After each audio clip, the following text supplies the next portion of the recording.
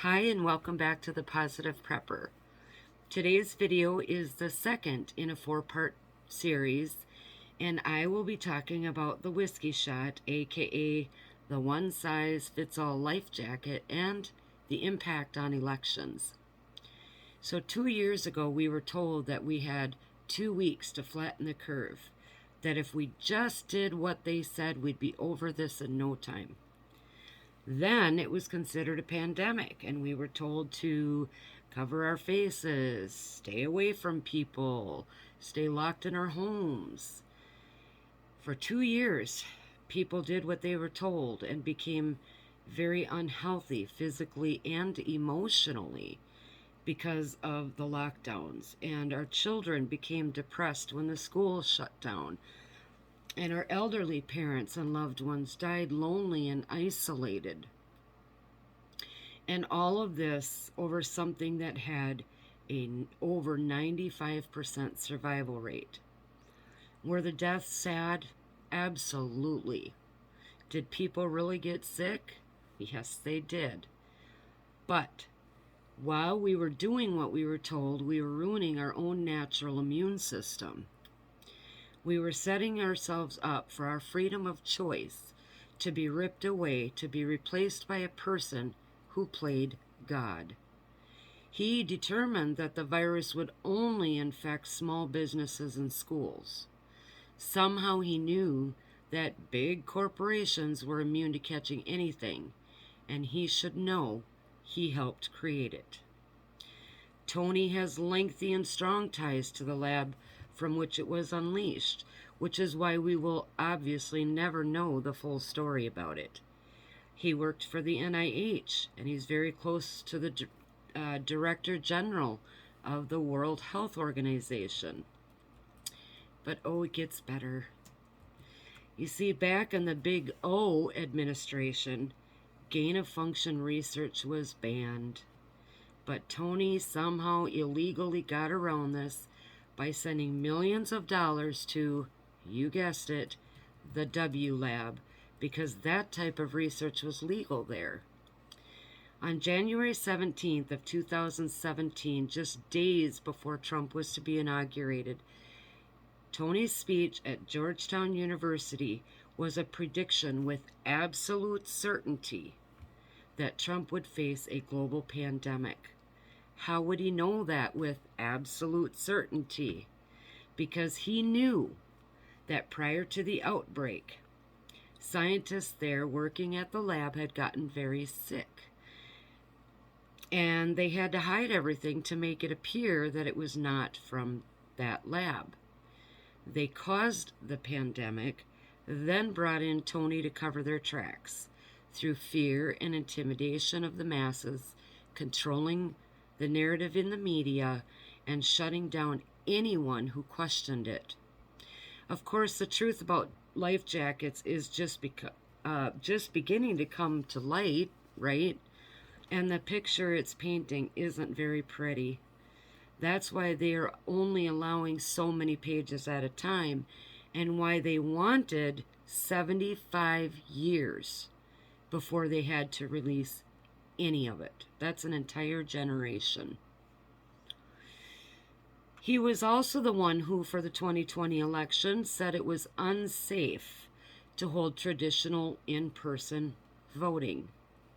By this time, the masses were completely living in fear and doing everything they were told. This was the final blow that allowed the American political coup of 2020.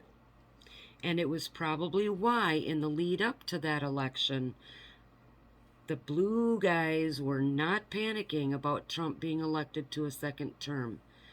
Joe was able to campaign from a basement and win by a larger majority than, oh, I think not.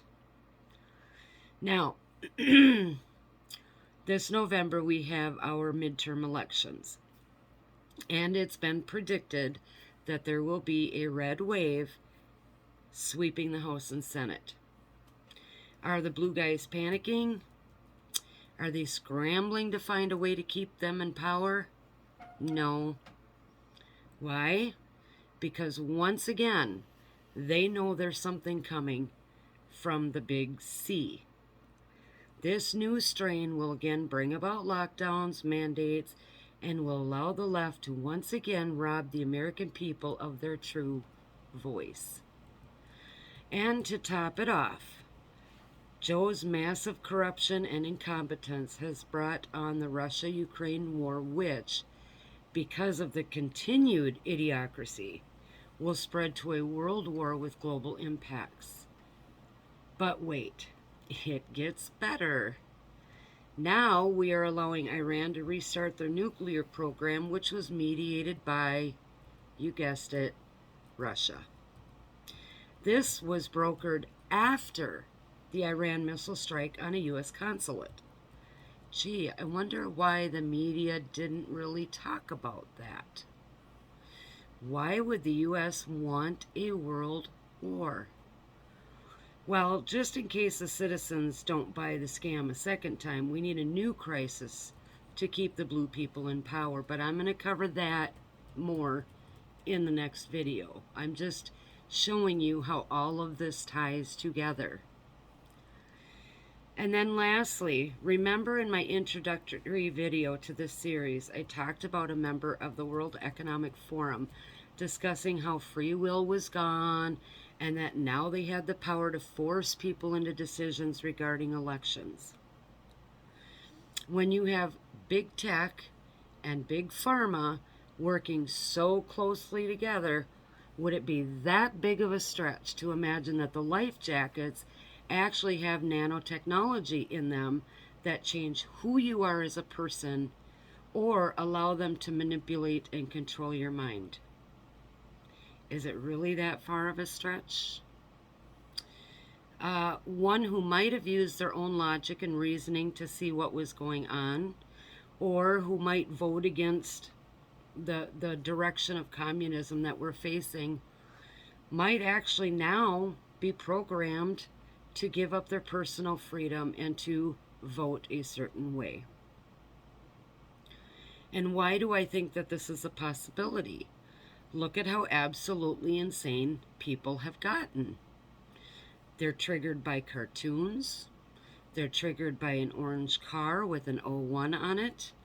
They're triggered by street signs, by statues, by names on syrup bottles. I'm not saying it is or isn't real. I don't know. What I do believe is that the New World Order is coming on strong, but that enough people are awake from being woke to see what's happening, and they're starting to rise up against it. So they have to create deeper crises, deeper divides, and a global system that makes it really hard for people to survive it with autonomy still intact. So what's coming next? I believe that this new variant will lead to harsher pushes for everyone to get the life jacket. It could lead to having a tracking card from which they can monitor your health, your bank account, your travels, basically every aspect of your life. Joe just signed an executive order for the government to start looking into creating a digital currency system. And you guessed it, if that becomes a reality and you don't have the shot, do you get to vote? Can that be done by November? Probably not, although it's possible, but it sure could be done by 2024. And if that's not enough, perhaps getting the global major global leaders into a world war, along with a new health crisis and manipulation from the media, will bring about that great reset that they've always planned for. So how do we prepare for this? I mean, this is, everything, as I continuously say, is intertwined. Everything's connected. So how do we possibly prepare for something like this? Well, I have 5 things that you can do. The first one, get involved in any way you can into your community systems, whether it's your town, your your district, your state. For example, run for school board or town board and bring other like-minded people with you to also run. Okay? Number 2, as long as we have a constitution, we still have the freedom to protest and use our voices, such as what the truckers are trying to do and have tried to do. We need to do this whenever and wherever we can. We have to be willing to make those sacrifices to stand up against this. Number 3, don't give in to the fear and the pressure to comply. Continue living as you have, spreading love and hope to others and resisting the crowd that's walking the other way. Number 4, begin building your networks both off the grid and with as many like-minded people as you can.